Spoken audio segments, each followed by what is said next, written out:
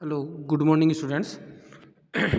Today we are to discuss about the subject psychiatric, and the topic name are hyperkinetic disorder. आज अपन देखते हैं hyperkinetic disorder क्या होता है। तो हाइपरकाइनेटिक डिसऑर्डर को अपन इसका दूसरा नाम अपन क्या बोल सकते हैं? ADHD। क्या बोल सकते हैं? ADHD शॉर्ट फॉर्म है। ADHD की full form attention deficit hyperactivity disorder. Attention deficit hyperactivity disorder, नाम से ही पता चल रहा है। अटेंशन डेफिशिएट मीन्स कोई भी प्रोसेस हो रही है, कोई भी काम कर रहे हैं तो अपना क्या होता है, उस चीज़ के प्रति अटेंशन नहीं रह पाता है, अपना उस कार्य को करने में किसी भी प्रकार की लगन, किसी भी प्रकार का उत्साह, किसी भी प्रकार का ध्यान केंद्रित करना, कंसंट्रेशन ऑफ माइंड क्या रहता है, नहीं रह पाता है। तो अटेंशन जितनी भी जो प्रोसेस है वो क्या हो जाती है, डेफिशिएट हो जाती है। अपन किसी भी चीज़ पे अटेंशन नहीं कर पाते हैं, किसी भी चीज़ को पे गौर नहीं कर पाते हैं, किसी भी चीज़ पे ध्यान नहीं दे पाना, क्या हो जाता है, attention deficit hyperactivity disorder. और जो भी अपन काम करते हैं उसमें क्या होने लग जाता है, हाइपर एक्टिविटी। किसी भी कार्य करने के अंदर अपन क्या करते हैं, ओवर रिएक्ट करते हैं। किसी भी कार्य को करने से पहले अपन क्या करते हैं, ओवर रिएक्ट करते हैं, हाइपर एक्टिविटी करते हैं। जितनी ज़रूरत नहीं होती उससे ज़्यादा अपन क्या करते हैं, हाइपर एक्टिविटी परफॉर्म करते हैं। तो ये क्या है, एक attention deficit hyperactivity disorder, जिसके अंदर क्या होता है कि माइंड की जो कंसंट्रेशन है वो तो क्या हो जाती है, लॉस हो जाती है। और किसी भी चीज़ को करने के लिए अपन क्या करते हैं, हाइपर एक्टिव रहते हैं, हाइपर एक्टिविटी परफॉर्म करते हैं। तो उस चीज़ को अपन क्या बोल रहे हैं, हाइपर काइनेटिक डिसऑर्डर।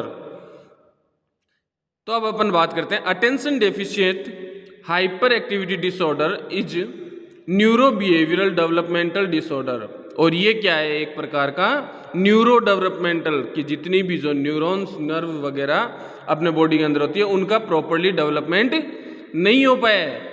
तो न्यूरो डेवलपमेंट अपन इसको क्या बोल रहे हैं, neurobehavioural developmental disorder is primarily characterised by coexistence of attentional problems and hyperactivity with each behaviour occurring infrequently alone. कि जब भी व्यक्ति अकेला होता है, जब भी व्यक्ति अकेला होता है तो उसके साथ क्या होता है, बार बार ये प्रोसेस होती है कि वो किसी भी चीज़ के प्रति, किसी भी कार्य के प्रति, किसी भी वर्क के प्रति वो क्या करता है, कंसंट्रेट नहीं हो पाता है, एकाग्र नहीं हो पाता है, उस पर ध्यान नहीं दे पाता है, और क्या करता है, हाइपर एक्टिविटी परफॉर्म करता है। तो इस चीज़ को अपन क्या बोल रहे हैं, हाइपर एक्टिविटी या हाइपर काइनेटिक डिसऑर्डर या attention deficit hyperactivity disorder. फिर से आपको रिवाइज करवा देता हूँ। Attention deficit hyperactivity disorder is a neurobehavioural developmental disorder. यानी ये क्या है, attention deficit hyperactivity disorder यानी ADHD डिसऑर्डर जो है वो क्या है, एक न्यूरो डेवलपमेंटल डिसऑर्डर है।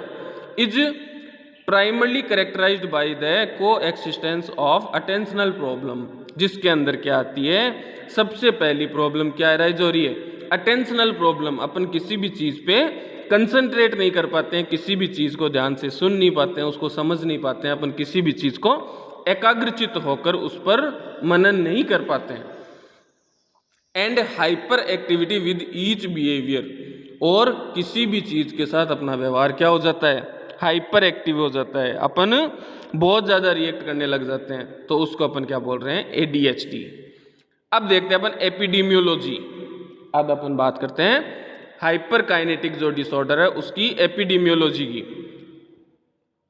ADHD is the most commonly studied and diagnosed psychiatric disorder in childhood, affecting about 3 to 5% of children। यानी अपन क्या बात कर रहे हैं कि ADHD है वो मोस्ट कॉमनली किसके द्वारा स्टडी किया गया है और किसके द्वारा इसकी जांच की गई है, साइकेट्रिक डिसऑर्डर के अंदर, कि ये क्या है, एक प्रकार का मानसिक विकार है, एक प्रकार का मानसिक बीमारी है। इन चाइल्डहुड किसके अंदर प्रेजेंट होती है, बच्चों के अंदर। ये हमेशा ध्यान रखना, जो ADHD है हाइपर काइनेटिक डिसऑर्डर है वो किसके अंदर होता है, बच्चों के अंदर। Symptoms starting before 7 year of age, और इसके जो सिम्टम्स है वो कब से अराइज होने लग जाते हैं, जब बच्चा 7 साल का होता है उससे पहले इसके सिम्टम्स, इसके जो साइन सिम्टम्स है वो अराइजेज होने लग जाते हैं। अब अपन देखते हैं ADHD is common chronic disorder in children, और ये क्या है, एक सामान्य क्रोनिक डिसऑर्डर, क्रोनिक मीन्स लंबे समय तक रहने वाला डिसऑर्डर है। ये क्या है, एक प्रकार का सामान्य डिसऑर्डर है और लंबे समय तक रहने वाला डिसऑर्डर है। इन चाइल्डहुड, इन चिल्ड्रन, और किन के अंदर, बच्चों के अंदर। 30 to 50% of these individuals diagnosed in childhood have symptoms into adulthood, और ये जो प्रॉब्लम है हाइपर काइनेटिक डिसऑर्डर की, वो कब से अराइजेज होती है, इसके सिम्टम्स कब से दिखने लग जाते हैं, 7 ईयर की एज से पहले ही बच्चों में इसके जो साइन सिम्टम्स है वो दिखने लग जाते हैं। और ये क्या है, एक कॉमन डिसऑर्डर है, एक सामान्य डिसऑर्डर है, और लंबे समय तक इसका क्या रहता है, जो प्रभाव है वो बच्चों पर रहता है, और ये जो बीमारी है वो लंबे समय तक रहती है। ADHD is diagnosed 2 to 4 times as frequently in boys as in girls, और क्या होता है कि ये जो कंडीशन है वो बॉयज एंड गर्ल्स दोनों के अंदर क्या रहती है, सेम रहती है। नेक्स्ट अपन बात करते हैं हाइपर काइनेटिक डिसऑर्डर के कॉजेज, यानी ऐसे कौन से कारण हैं जिससे ये हाइपर काइनेटिक जो डिसऑर्डर है वो प्रेजेंट हो जाता है। तो अपन देखते हैं a specific cause of ADHD is not known, कि इसका ऐसा कोई भी कोज नहीं है जो अभी तक पता लगाया गया हो, यानी इसका एग्जैक्ट कोज की अगर अपन बात करें तो इसका एग्जैक्ट कोज नहीं होता है। There are however a number of factors में कॉन्ट्रीब्यूट टू ADHD, बट कई ऐसे फैक्टर्स हैं, कई ऐसे कारण हैं जो क्या करते हैं, ADHD को बढ़ावा देते हैं, ADHD को परफॉर्म करते हैं। They include genetics, diet and social and physical environment, और उनके अंदर अपन कौन से कारणों को शामिल कर रहे हैं, जैसे जेनेटिक्स यानी आनुवांशिक, अपने पेरेंटल गुण के, यानी अगर अपने कोई भी चीज़ है वो माता पिता के थ्रू, मदर फादर के थ्रू अपने अंदर आई हो, थ्रू द क्रोमोसोम्स, क्रोमोसोम्स गुणसूत्र के द्वारा, किस ऐसी कोई भी बीमारी, ऐसा कोई भी जो फैक्टर है जो अपनी बॉडी स्टाइल है उसको डिस्टर्ब कर रहा है, बॉडी स्टाइल है उसको कंप्लीटली चेंज कर रहा है, तो ऐसे कई गुण कहाँ से आते हैं, जेनेटिकली। इसके अलावा डाइट, और उसके अलावा सोशल एंड फिजिकल फैक्टर्स, यानी सामाजिक और फिजिकल शारीरिक फैक्टर्स। अब अपन फर्स्ट वन देखते हैं, जेनेटिक फैक्टर्स। ऐसा कौन से कोजेज होते हैं जो अपने को ADHD परफॉर्म करने में हेल्प करते हैं, ADHD कोज करने में हेल्प कर रहे हैं, ऐसे कौन कौन से कारण हैं। तो first one, genetic factor. Twin studies indicate the disorder is highly heritable and that genetics are factor in about 75 of ADHD cases. Twin studies यानी जुड़वा बच्चे, जिनके भी जो प्रेगनेंसी हुई है, अगर जुड़वा बच्चे हुए हैं, ट्विंस अगर पैदा हुए हैं, ट्विंस बॉर्न हुए हैं, है ना, जुड़वा बच्चे अगर हुए हैं, तो उनके अंदर क्या है कि 75% जो ADHD के केस हैं, जितने भी जो ऑल ओवर ADHD के जो केस हैं, हाइपर काइनेटिक डिसऑर्डर के जो केस हैं, उनके अंदर क्या स्टडी हुई है कि लगभग वही बच्चे सफ़र करते हैं जो ट्विंस पैदा हुए हैं, जुड़वा पैदा हुए हैं। जिससे क्या होता है, ऐसा कारण क्यों कि भाई ट्विंस के अंदर ये ज़्यादा चांसेस होते हैं, वो इस वजह से कि जो भी ट्विंस होते हैं उनको प्रॉपरली उनका ग्रोथ एंड डेवलपमेंट है। एक तो कोई भी फीटस है वो वुम्ब के अंदर, यूट्रस के अंदर सिंगल है, तो उसको कंप्लीट इन्वायरमेंट है, कंप्लीट जो न्यूट्रिशनल सप्लाई है, कंप्लीटली जो बॉडी डेवलपमेंटल प्रोसेस है, वो सभी चीज़ क्या होगी, जितनी उसको नेसेसरी होगी वो उसको एडिक्वेट अमाउंट में मिल जाएगी। क्यों? क्योंकि वो सिंगल है। बट अगर ट्विंस हैं तो क्या होता है, जो बॉडी ग्रोथ है ना, उसको जो रहने का इन्वायरमेंटल मिल रहा है वो भी कम मिल रहा है ना, क्योंकि एक तो सिंगल होता है, एक उसके अंदर डबल ट्विंस हैं। तो उसमें क्या हुआ कि उसको प्रॉपर न्यूट्रिशन सप्लाई भी नहीं मिल पा रही है, प्लस प्रॉपर जो ग्रोथ होती है बॉडी की वो भी उसकी नहीं हो पा रही है, क्योंकि उसको इन्वायरमेंट नहीं मिल पा रहा है कंप्लीट, उसको साइज शेप है वो कंप्लीट नहीं मिल पा रही है।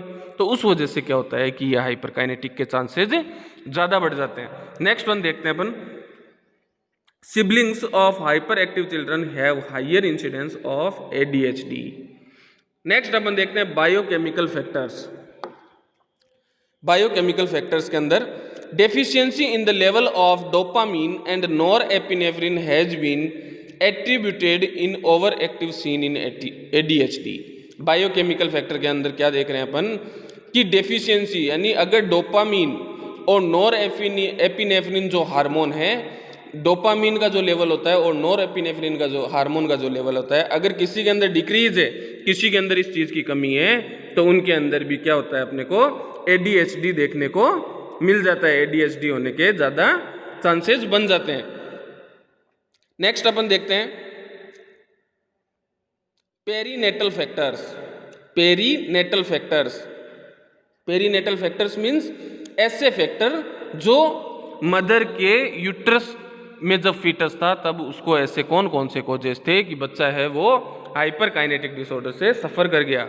तो उसमें अपन देखते हैं first one, alcohol and tobacco smoke exposure during pregnancy, कि जो भी मदर है अगर वो ड्यूरिंग प्रेगनेंसी यानी अगर प्रेगनेंसी के दौरान जो मदर है उसने एल्कोहल और यानी जो भी मदिरा पान है, शराब का सेवन है, या टोबैको यानी अगर उसने किसी प्रकार का धूम्रपान या तंबाकू का सेवन किया है, तो इस वजह से ये चीज़ परफॉर्म हो सकती है।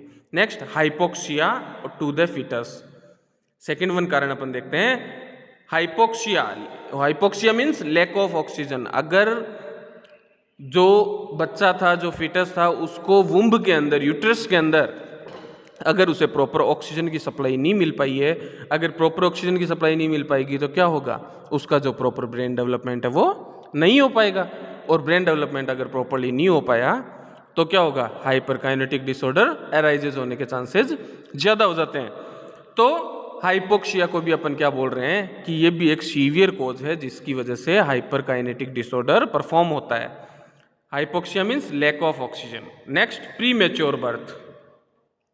थर्ड वन अपन देख रहे हैं पेरीनेटल फैक्टर्स में प्री मैच्योर बर्थ, यानी बच्चा है वो फुली डेवलप्ड नहीं हुआ, डेवलप होने से पहले ही या उसका कंप्लीट ग्रोथ एंड डेवलपमेंट होने से पहले, कंप्लीट मैच्योरेशन होने से पहले, कि बच्चा है वो कंप्लीट मैच्योर हुआ ही नहीं, बट किसी कारणवश वो क्या हो गया, डिलीवर हो गया, किसी कारण क्या हो गया, उसका जो बर्थ है वो हो गया। तो उस वजह से क्या है कि उसकी जो बॉडी है वो कंप्लीट डेवलपमेंट नहीं हुआ हो पाया, तो उसके अंदर हाइपरकाइनेटिक डिसऑर्डर के ज़्यादा चांसेस रहते हैं। नेक्स्ट वन, हेड इंजरी, कि जब जो फिटस है, जो बच्चा है, जो चाइल्ड है, जो बेबी है, उसके अंदर क्या हुआ कि ड्यूरिंग द प्रेगनेंसी अगर इसमें किसी प्रकार की हेड इंजरी परफॉर्म हो गई है ना, उसके सिर पे किसी प्रकार की चोट आ गई, तो उस वजह से क्या है, हाइपरकाइनेटिक डिसऑर्डर परफॉर्म हो जाता है। Next one, infections during pregnancy at birth and early childhood such as varicella, rubella, enterovirus and streptococcal bacterial infection.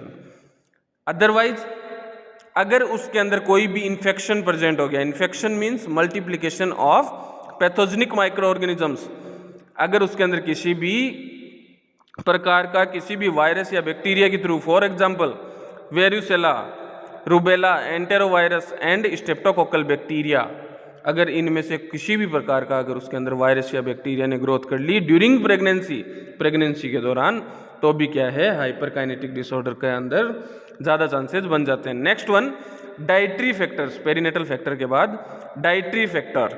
Dietary factor means कि उसको जो न्यूट्रिशनल जो सप्लाई है वो प्रॉपर मिली कि नहीं मिल रही है, तो उसके अंदर अपन देखते हैं first one, artificial food colours, कि जो भी फूड है, ऐसे सब्सटेंस जो बाहर से लाए हुए हैं, है ना, मार्केट से जो अपन परचेज करते हैं, तो उसके अंदर क्या होता है, कलर्ड मिक्स आता है, कलर मिक्स आता है, रेड कलर है ना, ब्राउन कलर है, चाहे कोई मिठाई के अंदर है, स्वीट के अंदर या किसी भी नमकीन के अंदर क्या आता है, कलर मिक्स आता है, तो उस कलर की वजह से भी कई बार क्या हो जाता है, हाइपरकाइनेटिक डिसऑर्डर होने के चांसेस ज़्यादा रहते हैं। Next one, preservation sodium benzoate, या अगर सोडियम बेंजोएट को कई दिनों तक प्रिजर्व करके रखा है तो वो भी क्या कर सकता है, हाइपरकाइनेटिक डिसऑर्डर है उसको कोज कर सकता है।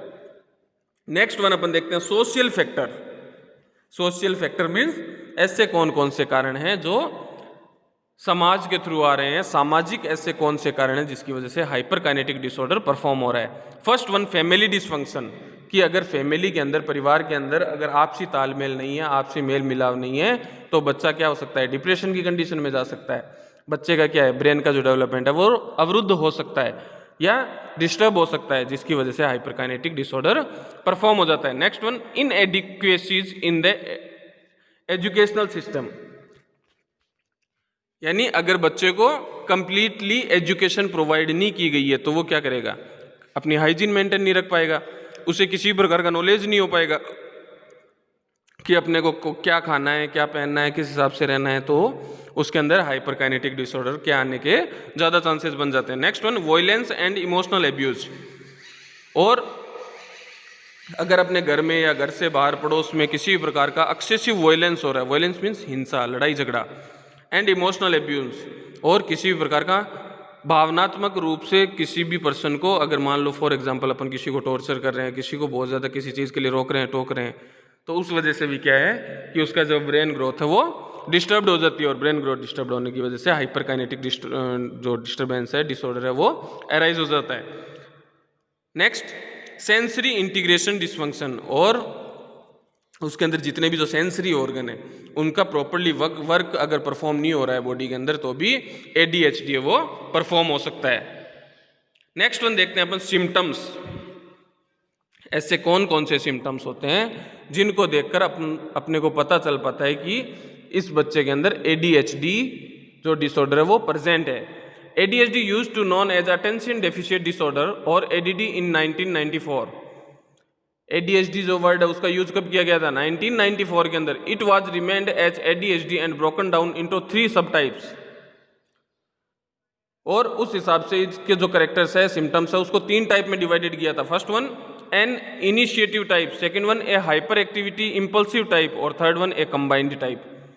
तो इन अटेंटिव टाइप्स के अंदर अपन देखते हैं, first one, inability to pay attention to details और tendency to make careless errors in school work और अदर एक्टिविटीज, कि ऐसा बच्चा है जिसके अंदर अपने को क्या देखने को मिलता है कि वो किसी भी प्रकार का वर्क है उसको करने में ध्यान नहीं दे पा रहा है, अपनी चीज प्रॉपर्ली सुन नहीं पा रहा है, वो अपने द्वारा कहा गया काम प्रॉपर्ली नहीं कर पा रहा है, या स्कूल से उसे किसी प्रकार का वर्क मिला गया उसको वो प्रॉपर्ली नहीं कर पाता है, ये एक सिम्टम्स है। Next, difficulty with sustained attention in task और प्ले एक्टिविटीज, और वो जो बच्चा है उस बच्चे के अंदर अपने को क्या देखने को मिलेगा कि वो किसी भी प्रकार की जो प्ले एक्टिविटी, यानी वो बच्चा खेल नहीं पाता है, किसी प्रकार की एक्टिविटी परफॉर्म नहीं कर पाता है।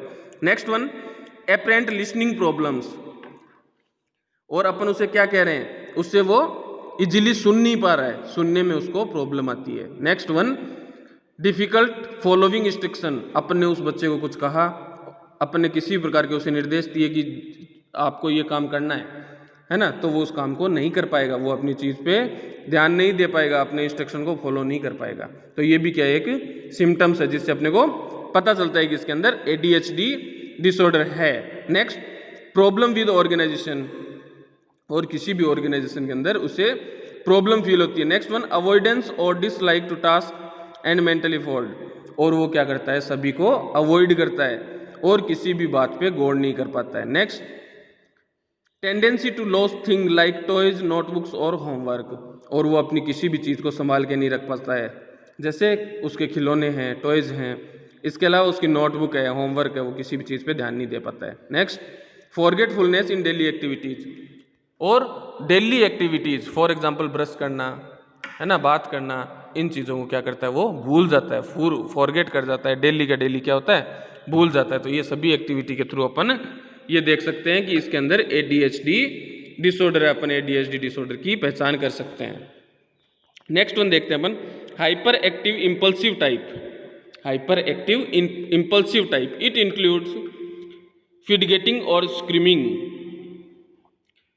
यानी जो भी बच्चा है वो किसी भी चीज़ पे गौर नहीं कर पाता है। Next one, difficulty remaining seated, और किसी भी सीट को काउंट करने के अंदर वो क्या होता है, उसे डिफिकल्टी परफॉर्म होती है।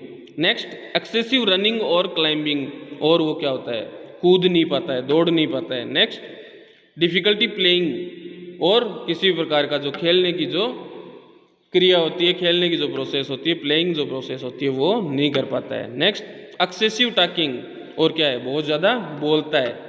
Next, difficulty waiting for turn on in line, और किसी भी चीज़ का वो इंतज़ार नहीं कर पाता है, वेट नहीं कर पाता है।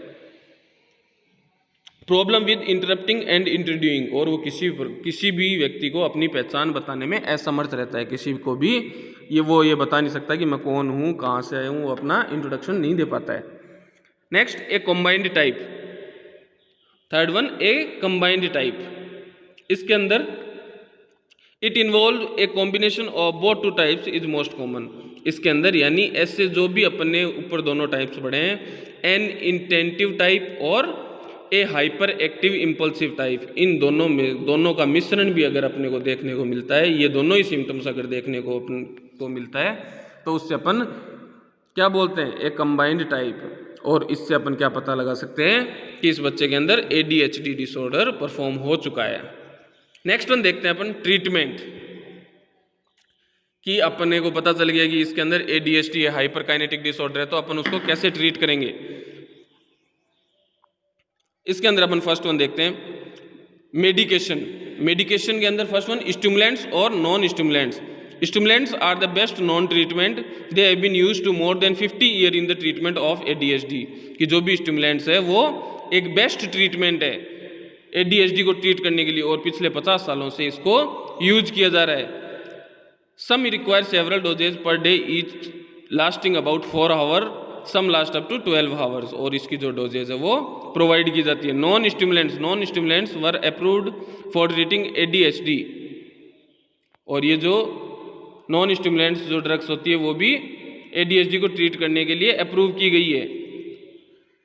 But these appear to have fewer side effect than stimulant, can last up to 24 hours, बट इसके कई सारे साइड इफेक्ट भी प्रेजेंट हो सकते हैं। Next one, anti depressants. Anti depressants भी अपन इसको ट्रीट करने के लिए प्रोवाइड कर सकते हैं। एंटी डिप्रेसेंट जो ड्रग्स होती है वो भी अपन प्रोवाइड कर सकते हैं। Second one, behavioural therapy. Behavioural therapy means कि अपन उसका बिहेवियर मॉडिफिकेशन करेंगे, उससे नॉलेज देंगे उसको, उसके जो फैमिली मेंबर्स है उसको नॉलेज प्रोवाइड करेंगे किस चीज़ के रिगार्डिंग, हेल्थ के रिगार्डिंग, हाइपर काइनेटिक डिसऑर्डर से प्रिवेंट होने के रिगार्डिंग। अपन उसको बताएंगे कि इस बच्चे को इस हिसाब से ट्रीट करना है, इस बच्चे को ये इतनी डाइट प्रोवाइड करनी है, इस बच्चे को इतना स्टडी प्रोवाइड करनी है, इस बच्चे को ये चीज़ बतानी है, इस काम को करवाना है, इस काम को नहीं करवाना है, इसके रिगार्डिंग अपन उसको बिहेवियरल थेरेपी प्रोवाइड करेंगे। Next one, alternative treatments. Alternative treatments means behavioural therapy के अलावा ऐसे कौन कौन से ट्रीटमेंट्स है। फॉर एग्जाम्पल ट्यूटरिंग, यानी अपन उसके लिए किसी भी प्रकार का जो शिक्षक है, टीचर है, उसको उपलब्ध करवाएंगे ताकि वो उसका जो बिहेवियरल मॉडिफिकेशन है वो सही ढंग से देख सके। Next, body treatments, diet manipulation, allergy treatment, visual training, ये सभी अपन उसको सिखाएंगे। Next, parent training. अपन उसकी जो भी पेरेंट्स हैं उनको हेल्थ के रिगार्डिंग, उस बच्चे की स्वास्थ्य के रिगार्डिंग अपन क्या करेंगे, हेल्थ एजुकेशन प्रोवाइड करेंगे, और हर एक चीज़ बताएंगे कि आपको ये इसके साथ परफॉर्म करना है और ये चीज़ इसके साथ परफॉर्म नहीं करनी है। इसके रिगार्डिंग अपन जितनी भी जो एजुकेशन है वो प्रोवाइड करेंगे। Next one, counselling. Counselling means face to face अपन क्या करेंगे, उस बच्चे के साथ कम्युनिकेशन मेंटेन करेंगे, अपन उससे बातचीत करेंगे और उसका क्या करेंगे, बिहेवियरल मॉडिफिकेशन करेंगे। Next, ADHD in the classroom, और उसकी जो क्लासरूम है उसके अंदर भी अपन क्या करेंगे, जाके पता लगाएंगे कि उसके साथ जो भी कलीग्स हैं वो किस टाइप के हैं। उन सभी बच्चों से अपन बात करेंगे कि इस बच्चे के साथ जो ADHD का जो पेशेंट है उसके साथ किस तरीके से अपने को बिहेव मेंटेन करना है, और अपन हर चीज़ें उसकी देखेंगे, जो भी उसका सीटिंग डिस्ट्रैक्शन है, ब्रेकडाउन असाइनमेंट्स है ना, उसकी जो टीचिंग गुड स्किल्स वे है, वो सभी अपन असेस करेंगे और उसके अकॉर्डिंग अपन उसको क्या करेंगे, हेल्थ एजुकेशन प्रोवाइड करेंगे, उसको गाइडेंस एंड काउंसलिंग प्रोवाइड करेंगे। किसको, ADHD का जो चाइल्ड है उसको, प्लस उसके जितने भी जो पेरेंट्स है, उसके जो रिलेशनशिप वाले जो उसके साथ रहते हैं, उनको अपन ये हेल्थ एजुकेशन प्रोवाइड करेंगे। So these topics are complete. Thank you very much, students.